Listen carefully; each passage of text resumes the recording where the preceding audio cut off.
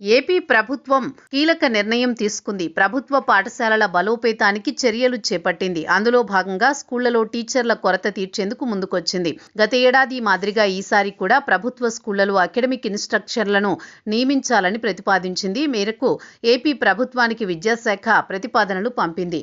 రాష్ట్ర వ్యాప్తంగా 6,534 మంది అవసరం ఉందని ఈ ప్రతిపాదనలో పేర్కొంది. రాష్ట్ర ప్రభుత్వం నుంచి అనుమతి రాగానే వీరందరి నియామకం జరగనుంది. గత ఏడాది కూడా వీరి నియామకం చేపట్టింది.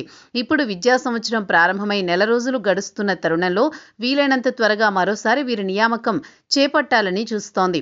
ఈ అకాడమిక్ ఇన్స్ట్రక్టర్లకు సంబంధించి స్కూల్ అసిస్టెంట్లయితే నెలకు 12,500, ఎస్జిటీలైతే నెలకు 10,000 చొప్పున వేతనాలు చెల్లించనున్నారు.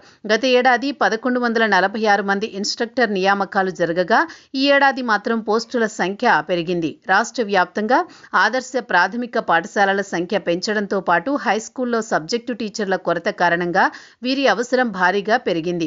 గతంలో పనిచేసిన చాలా మంది ఉపాధ్యాయులు బదిలీ అయ్యారు. అదే స్థాయిలో రిటైర్ అయిన వారు ఉన్నారు. అయితే బదిలీలో భాగంగా చాలా మందికి స్థానచలనం కలిగింది.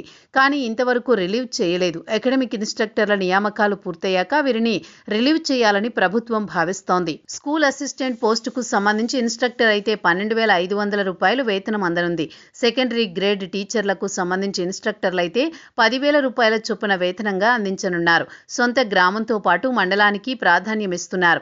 మెరిట్ ఆధారంగా వీరిని ఎంపిక చేస్తారు. అకాడమిక్కు 75%, ప్రొఫెషనల్ అర్హతలను 25% చొప్పున వెయిటేజీ ఇచ్చారు. మరోవైపు ఏపీ ప్రభుత్వం రాష్ట్రంలోని 6 జిల్లాలకు ఇన్ఛార్జి డీఈఓలను నియమించింది.